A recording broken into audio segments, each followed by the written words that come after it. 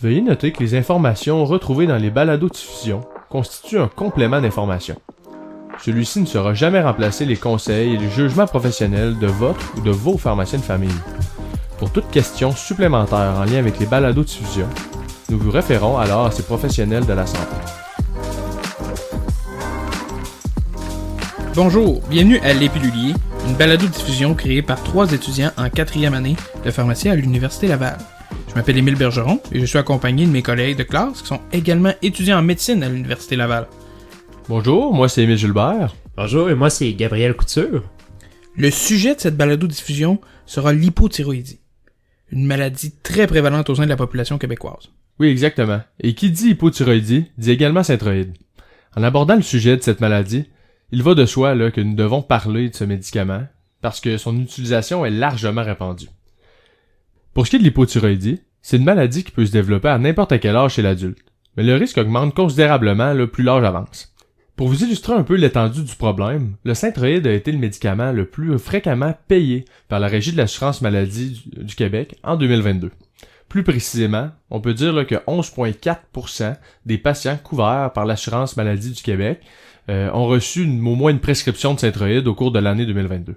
Donc, cela dit, si vous prenez ce médicament, sachez que vous n'êtes pas le seul. C'est une maladie qui se contrôle très bien par le synthroïde, mais malheureusement, ce qui peut être difficile pour certains, c'est que c'est généralement un médicament qui va être à prendre à vie. C'est un contrat qu'on signe, mais c'est un contrat pour une bonne santé à faible prix. Exactement. Puis avant qu'on rentre dans le vif du sujet, c'est important de bien comprendre en quoi consiste l'hypothyroïdie pour qu'ensuite qu'on comprenne bien justement le traitement de la maladie. Donc, en fait, l'hypothyroïdie, c'est une maladie chronique qui s'explique brièvement en disant que la glande thyroïde fonctionne au ralenti. Cette glande-là, qui est primordiale pour le fonctionnement du corps humain, exerce donc moins bien sa fonction, qui est de produire des hormones thyroïdiennes. Cette maladie est également dite chronique, donc c'est une maladie qu'on dit incurable, donc sauf à quelques exceptions très rares, c'est une maladie qui est à vie. Oui, puis la glande thyroïde, c'est une toute petite glande qui se situe juste en dessous de la pomme d'Adam, juste au-devant de la gorge. Bien que la glande soit très petite, elle produit certaines des hormones les plus importantes du corps humain, soit les hormones thyroïdiennes. Là, on imagine plusieurs d'entre vous en train de palper votre gorge pour trouver où se cache cette fameuse glande, mais vous la trouverez pas, rassurez-vous. En hypothyroïdie, elle est assez difficile à localiser, elle est un petit peu plus petite quand même. Ouais, puis pour renchérir encore plus sur cette fameuse glande-là, faut savoir que celle-ci n'est pas intelligente, si on veut. Donc, ce qu'on veut dire par là, c'est qu'elle ne sait pas quand et à quel rythme produire les fameuses hormones thyroïdiennes. C'est une structure du cerveau qui va dire à la glande thyroïde la quantité d'hormones à produire. Pour activer le fonctionnement alors de la glande thyroïde, le cerveau va sécréter une hormone. Donc ça, c'est bien important. C'est une hormone qu'on appelle la TSH, qui a comme fonction de stimuler le fonctionnement de la glande thyroïde. Ça peut paraître un peu compliqué, si on le comprend bien, mais ce qui est important de savoir, c'est que c'est principalement cette hormone, donc la TSH, que l'on mesure dans les prises de sang. Pour mieux comprendre un peu ce que c'est la TSH, on peut l'apercevoir un peu comme le langage que va utiliser votre cerveau pour communiquer avec votre glande thyroïde. Lorsque le corps va manquer d'hormones thyroïdiennes, comme dans le cas d'une hypothyroïdie, le cerveau va plus stimuler la glande thyroïde pour qu'elle produise plus d'hormones.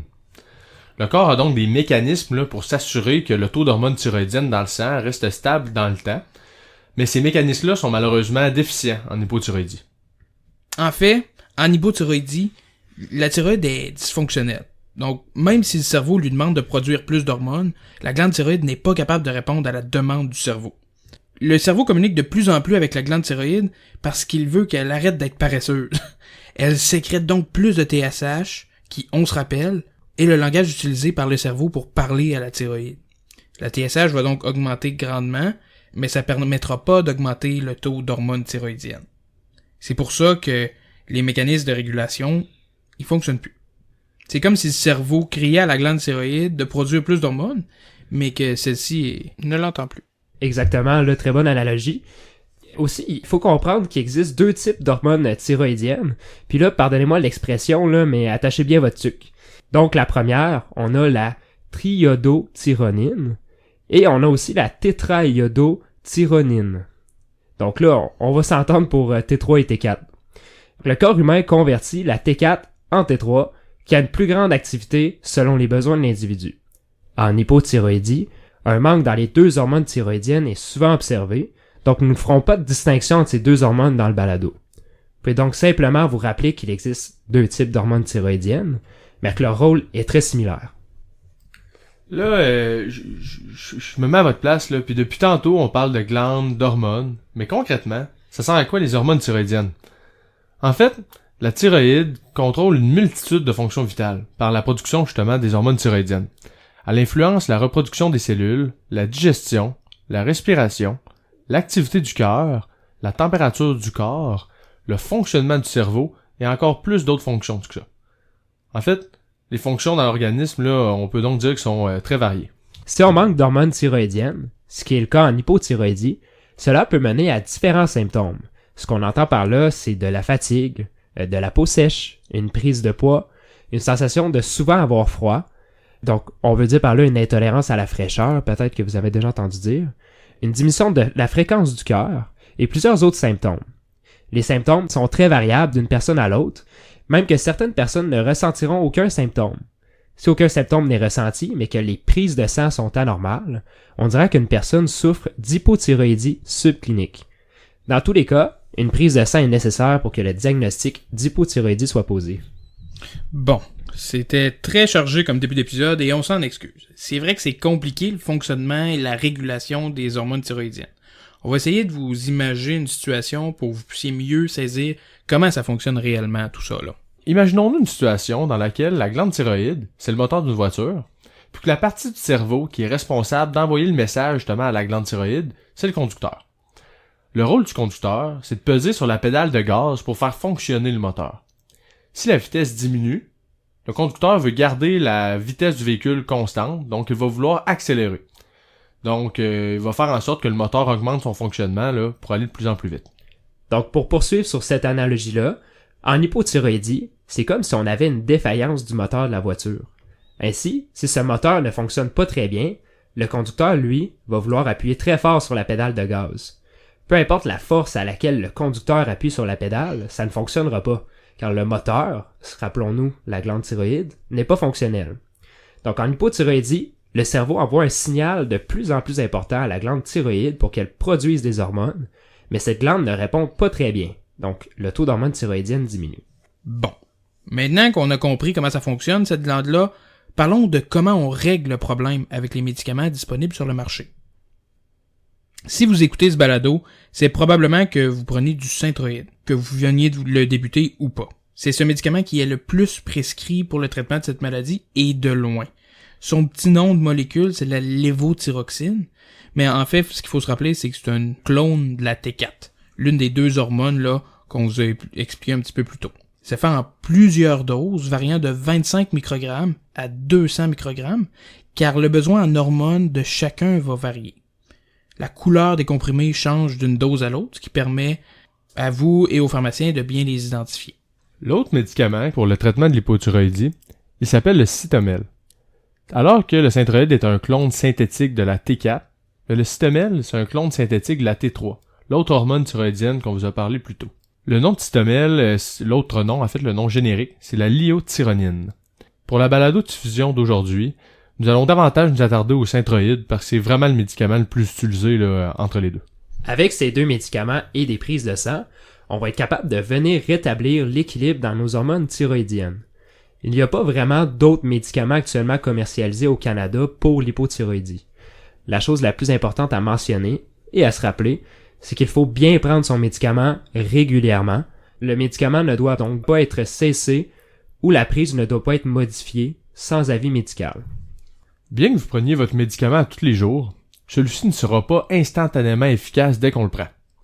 Normalement, ça va être possible de commencer à noter un début d'amélioration des symptômes d'hypothyroïdie après 2 semaines d'utilisation régulière du Synthroid ou du Cytomel dans de rares cas. Toutefois, la disparition complète des symptômes et la normalisation de la TSH dans les bilans sanguins, ça peut prendre là, jusqu'à 6 semaines. Cela dit, vous ne pouvez pas malheureusement vous attendre à une amélioration du jour au lendemain. Ça va être progressif là, de jour en jour, puis ensuite de semaine en semaine. On a donc compris, jusqu'à présent, que la très grande majorité des cas d'hypothyroïdie, le traitement consiste en la prise de Synthroid. Par contre, est-ce qu'il y a des risques ou bien des effets secondaires à prendre ce médicament-là? La question mérite d'être posée, surtout qu'il s'agit d'un des médicaments les plus distribués en pharmacie. Non? Oui, effectivement, c'est une excellente question, puis c'est important de l'aborder. En fait, pour répondre à cette question-là, rappelons-nous c'est quoi le synthroïde à la base. Il s'agit d'une copie d'une hormone, comme on l'a dit, présente naturellement au sein de l'organisme. Donc on le répète, c'est la T4. Normalement, si la T4 est en bonne proportion dans l'organisme, soit ce que nous souhaitons en fait en donnant le synthroïde, il devrait vraiment pas y avoir d'effets secondaires. Toutefois, tout est une question d'équilibre. Si la dose de synthroïde est trop élevée, les niveaux de T4 risquent de trop s'élever et nous pouvons apercevoir des symptômes d'hyperthyroïdie. Ceux-ci sont un peu l'inverse des symptômes d'hypothyroïdie, soit une sensation d'avoir souvent chaud, donc on peut dire une intolérance à la chaleur, des diarrhées, une accélération des battements du cœur, donc des palpitations à proprement parler, ou bien une perte de poids. C'est important que vous reconnaissiez ces symptômes, surtout lors du début de prise du synthroïde ou lors de modifications de dose à la hausse. Si vous avez des doutes sur l'apparition de ceux-ci, votre pharmacien peut vous aider à corriger le tir, notamment en modifiant les doses par exemple. Nous y reviendrons plus loin d'ailleurs dans le balado. Oui, c'est super bien dit. Pour aller un peu dans le même sens, puis avant de passer à d'autres choses, on va s'attarder un peu au fameux équilibre dont Gabriel vient juste de nous parler. Après tout, c'est un peu la base pour bien comprendre d'où apparaissent les effets secondaires du synthroïde. J'ai une petite analogie encore pour vous pour qu'on explique bien un peu comment l'équilibre peut être rompu. En fait, si j'ai faim, je vais probablement avoir les yeux plus gros que la panse. Donc c'est possible que je mange trop. Puis là, si je mange trop, je vais avoir des symptômes qui vont être inconfortables. Ça se peut que j'ai mal au ventre, ça se peut que je me sente ballonné, ça se peut aussi que je me sente amorphe. Rappelons-nous là que le fait de manger, c'est essentiel. Puis c'est pas parce que j'ai mangé que j'ai ces symptômes-là, c'est parce que j'ai trop mangé. C'est un peu pareil avec le synthroïde. C'est essentiel d'avoir cette hormone-là. Mais en excès, elle peut causer des symptômes désagréables. En bref, le but ici, c'est de trouver un juste milieu. C'est pour cette raison-là que les prises de sang sont aussi importantes. Exactement. Bon, comme c'est là, on est en train de dire qu'il n'y a pas tant d'effets secondaires, d'effets indésirables liés à la prise du synthroïde. Tant qu'à y être, est-ce qu'on peut en dire autant avec les interactions du médicament? Il doit sûrement y en avoir quelques-unes, non? Oui, c'est un autre point qui est si important à aborder. En fait, la grande majorité des interactions et celles qui sont importantes à retenir, c'est surtout avec les suppléments de calcium, de fer, ou avec certains ingrédients dans les multivitamines qui peuvent se trouver en vente libre, ou dans les antiacides également en vente libre à la pharmacie par exemple. Mais là, j'aimerais ça faire une petite pause ici, parce que probablement que beaucoup de personnes qui nous écoutent en ce moment prennent déjà des vitamines, des minéraux, d'autres trucs en vente libre. L'interaction avec le synthroïde est-elle vraiment dangereuse ou en fait elle marche comment? En fait, ça dépend. La prise concomitante avec comme on a dit, le fer, le calcium, ça va pas rendre toxique votre synthroïde. Ça va plutôt limiter la quantité qui va rentrer dans votre corps. Prenons l'exemple du calcium qui se trouve dans votre yogourt que vous prenez à chaque matin. Ce calcium va se coller au synthroïde, puis le médicament va être trop gros pour rentrer dans votre sang. Pour certains auditeurs, si jamais votre pharmacien vous a déjà mentionné lors d'un conseil de ne pas prendre trop de produits laitiers avec un antibiotique, c'est exactement la même raison. En bref, la prise concomitante du synthroïde puis que ces produits-là vont réduire l'efficacité du traitement. Enfin, pour compléter ce bloc-là qui porte sur les interactions médicamenteuses avec le synthroïde, nous invitons de toujours faire appel à votre pharmacien si vous désirez prendre un médicament en vente libre ou bien un produit de santé naturelle en concomitance avec le synthroïde. Donc c'est bien important parce que des fois on oublie ça, les produits de santé naturelle justement. Il est un peu irréaliste de vous nommer la liste de tous les produits qui peuvent nuire à l'absorption du synthroïde, donc à son passage dans le sang et à son efficacité en bref, ou bien favoriser l'apparition d'effets secondaires. Mais avant de terminer, qu'est-ce qu'une personne qui prend déjà du synthroïde en même temps qu'un supplément, par exemple de fer ou de calcium, devrait faire? Il s'agit beaucoup de cas par cas, mais dans la grande majorité des cas, il n'est pas recommandé de faire des changements. En fait, les doses qui vous ont été données en fonction des résultats de prise de sang tiennent en compte un peu cette interaction-là. Si vous déplacez la prise de votre fer, par exemple, cela pourrait un peu revenir à une augmentation de dose de votre synthroïde, car vous avez une plus grande quantité qui peut être absorbée. En bref, il faut comprendre qu'une fois que les prises de sang démontrent que votre TSH est dans la cible, il ne faut pas changer la formule gagnante même si ça consiste de prendre le Synthroid avec un comprimé de fer ou un bol de céréales. Ah, puis là, si on comprend bien, là, un cas classique de ça, où on pourrait voir, si on veut, où on pourrait retrouver cette interaction, excusez-moi, ça serait celui d'une femme enceinte, non, sous Synthroid, qui débute des multivitamines de grossesse. Est-ce que c'est bien ça? Oui, c'est exactement ça. Même que le cas de la grossesse, ça soulève une autre question, en fait. Une nuance là, qui est assez importante dans le traitement de l'hypothyroïdie, justement. En fait, la grossesse, ça s'accompagne avec des besoins supplémentaires en hormones thyroïdiennes. Puis comme on le sait, ces besoins-là supplémentaires peuvent pas être compensés naturellement par une production supplémentaire d'hormones thyroïdiennes, parce que notre glande thyroïde, elle fonctionne pas bien lorsque les patients sont atteints d'hypothyroïdie. Donc, il faut compenser cette augmentation-là des besoins en augmentant la dose de Synthroid. Mais pour ça, faites-le pas vous-même, là. C'est important de consulter votre pharmacien, puis votre pharmacien à ce moment-là va pouvoir vous aider dans l'ajustement de ces doses-là.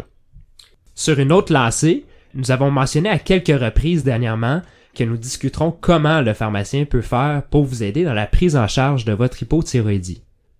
En fait, bien que plusieurs peuvent l'ignorer, il est là pour vous accompagner dans la prise de votre médicament et dans le traitement de votre hypothyroïdie. De nos jours, ça peut arriver que l'accès à un médecin de famille peut être difficile. Un suivi annuel et régulier avec un médecin pourrait donc parfois s'avérer complexe dans certains cas. Et c'est exactement à ce moment que votre pharmacien de famille sera particulièrement important. En plus d'assurer initialement que la dose prescrite par votre médecin ou votre infirmière spécialisée soit adéquate et de vous expliquer votre traitement, le pharmacien pourra prescrire les prises de sang nécessaires pour le suivi de votre glande thyroïde. Aussi, il peut ajuster de façon autonome la dose de médicaments s'il juge que cela est nécessaire selon les résultats de prise de sang. Il est possible que vous n'ayez pas de médecin de famille ou que votre rendez-vous soit lointain. Dans ces circonstances-là, le pharmacien peut ajuster votre médicament. Ainsi, parlez à votre pharmacien, puis établissez un plan de traitement avec lui. Comme c'est un professionnel de la santé qui est accessible et qui est compétent pour ce type de prise en charge-là, le pharmacien va être là pour vous aider dans un contexte où des fois, l'accès à un médecin de famille peut se retrouver un peu plus difficile. Puisqu'on tire vers la fin, quelles seraient une ou deux informations selon vous que notre auditoire devrait absolument retenir? La première, c'est que l'hypothyroïdie, c'est une maladie chronique, fréquente, qui nécessite souvent la prise régulière et au long cours de médicaments qui possèdent peu d'effets secondaires. La deuxième, c'est qu'il est important de prendre son médicament tous les jours et de toujours le prendre de la même façon pour avoir un soulagement efficace des symptômes d'hypothyroïdie. Oui, je suis d'accord. C'est ce qui met fin à cette balado-diffusion. Encore une fois, à l'image d'un pilulier, nous espérons que cette balado-diffusion vous accompagnera bien dans la prise de vos médicaments et limitera les oublis. Dans une visite d'amélioration, nous serions bien heureux de recevoir vos précieux commentaires par rapport à cet épisode. Un bref sondage est disponible à cet effet. Vous pourrez trouver le lien soit sur les pamphlets que vous avez reçus, soit sur notre site web, lespiluliers.ca. Au nom de mes collègues et moi, merci de votre attention et à bientôt.